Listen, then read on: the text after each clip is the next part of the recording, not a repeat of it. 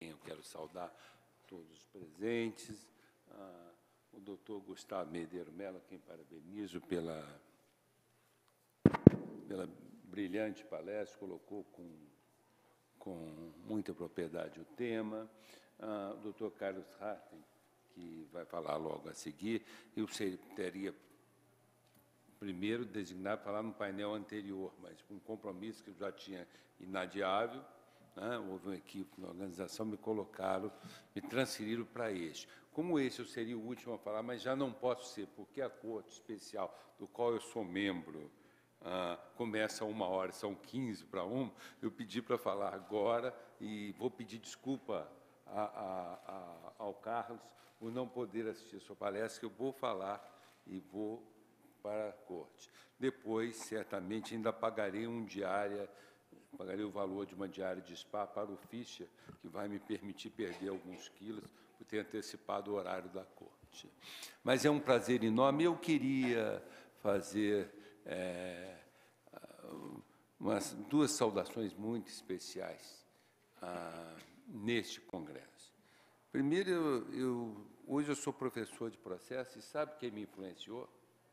Só podia ser de Minas. Está sentado aqui o professor Humberto Teodoro Júnior. Eu fui ver que eu gostava mesmo de processo quando eu li o seu livro, ainda da editora Leudes, que eu tenho guardado até hoje. Já mostrei a ele, já mostrei a Juliana.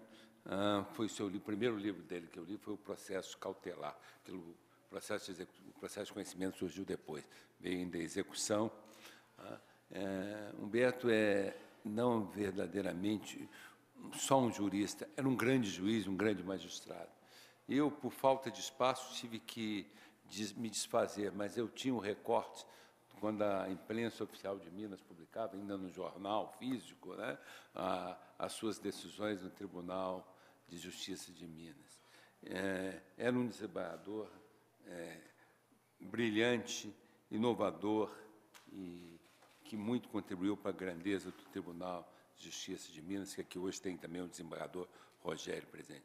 E a segunda homenagem eu falo ao nosso mestre da Teoria Geral das Obrigações, que é o desembargador e depois ministro, o mais galã de todos os ministros que já passou no Superior Tribunal de Justiça, que é o ministro Rui Rosado, na sua elegância, no seu charme, e que aposentou com uma aposentadoria milionária, que não dá nem tempo de explicar, mas que se tornou um grande amigo, não só meu, mas amigo de todos, mas porque eu tenho uma amizade muito especial. Então, queria saudá-lo inicialmente, como saúdo também a minha colega de turma, que foi minha ex-colega de turma, agora colega de sessão, Maria Isabel Carlotti, que muito tem engrandecido este tribunal.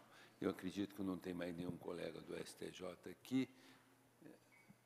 A figura mais simpática da terceira turma, eu sou só o mais bonito, só.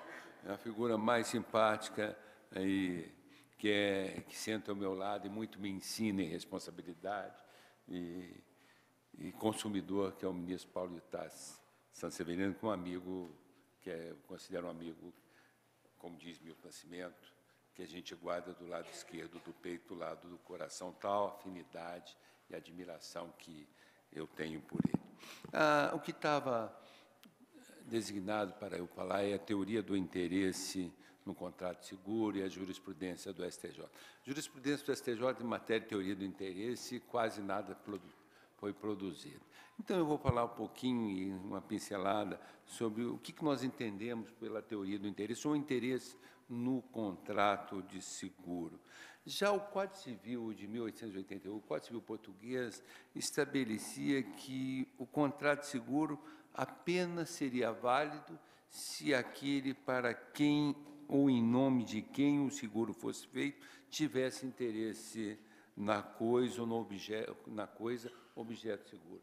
Ou seja, sempre se estabeleceu no contrato seguro uma relação, e só pode ser uma relação econômica, interesse econômico, ou que econômico se pode traduzir, eu posso ter uma estima, quero segurar aquilo por estima, mas eu tenho um interesse representativamente no plano econômico para poder segurar. Então, é preciso existir essa relação. Isso é muito bem acolhido no direito brasileiro, quando limita o seguro de dano a apenas o valor da coisa. Eu não posso contratar 10 seguros de danos, porque eu propiciaria a lei não propicia, perdoe-me, o enriquecimento. Então, se eu posso fazer 10 seguros de vida, o seguro, a indenização em matéria de seguro de dano é o valor objeto bem. Eu quero dizer que, na realidade, esse interesse, a doutrina tradicional sempre colocou como um requisito de validade do contrato de seguro.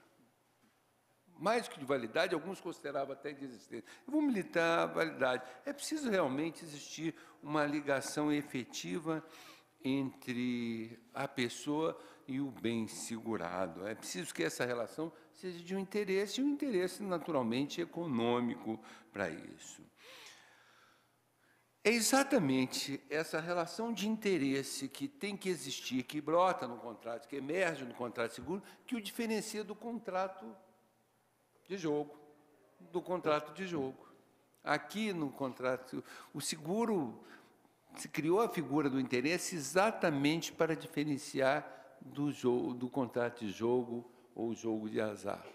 Então, o que caracteriza o seguro é exatamente a necessidade, não apenas da transferência do risco em se tratando de seguro de bem, porque no contrato de seguro de bem, o que se contrata, outra coisa não é, que é a transferência de risco. Mas, além dessa transferência de risco, é preciso que haja essa relação econômica entre quem vai receber a indenização e a coisa. De outro modo, nós estaríamos num autêntico contrato de jogo. A legislação, já no sistema da common law, evoluiu nesse sentido. Nós temos leis desde 1745, depois de 1774, regulando a necessidade da satisfação desse interesse. Esse interesse, evidentemente, há de ser lícito, precisa ser atual e legítimo, e há de ser aferido tanto no momento da contratação como no momento do sinistro. A todo tempo tem que se aferir esse interesse. É de se indagar, existe interesse no seguro de vida? Eu vou responder logo a seguir, e de antemão já digo que há. Evidentemente, há um interesse que é de outra natureza.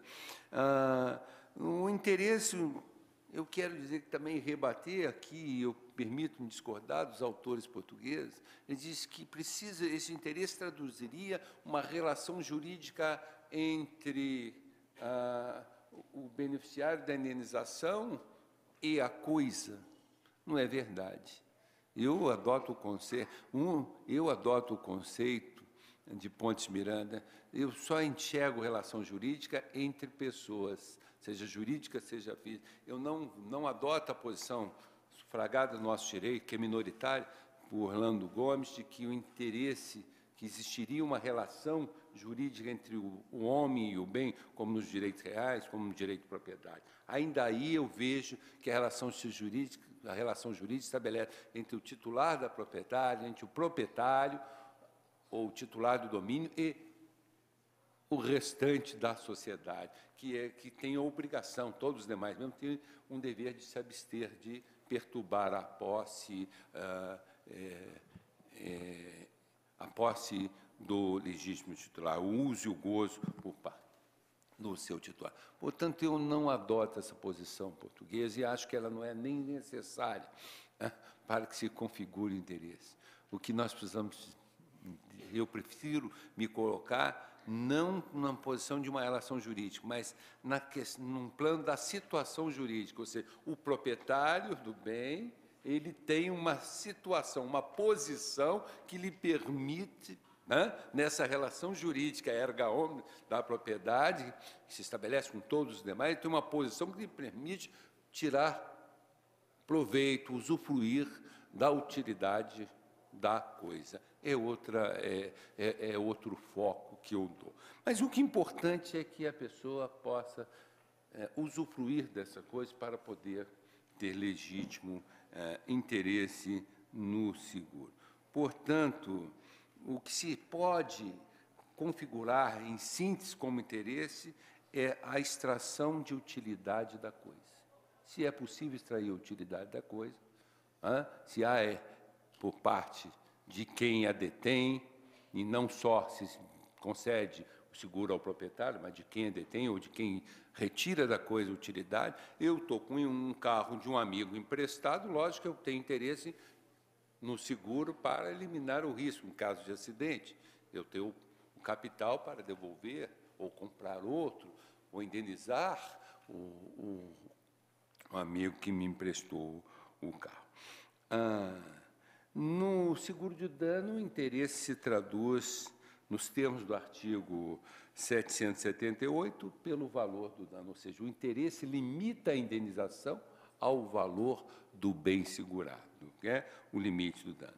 E no seguro de pessoas? No seguro de pessoas, nós temos o acolhimento expresso da teoria do interesse no artigo 790, que diz, no seguro sobre a vida de outros, o proponente é obrigado a declarar, sob pena de falsidade, o seu interesse pela preservação da vida do segurado. Quer dizer, aqui a lei exige que eu declare o interesse na preservação. Decorre o interesse aqui de traduzir um sentimento afetivo numa quantia monetária, é verdade. Lógico que o artigo 790, pela sua redação, quando diz que tem que demonstrar o interesse na preservação da vida do segurado, já excluiu uma pessoa que jamais pode ser segurada pelo homem casado, a sogra.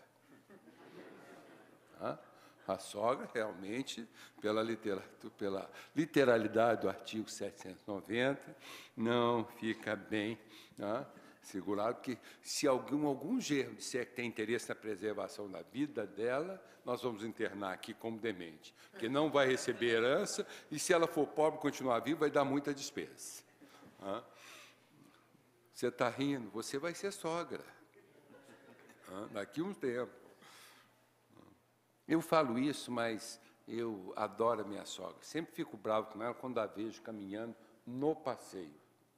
Sempre digo, caminhe na rua, aí o carro não te atropela. E eu adoro a sogra da minha mulher. Também, essa é uma sogra muito querida.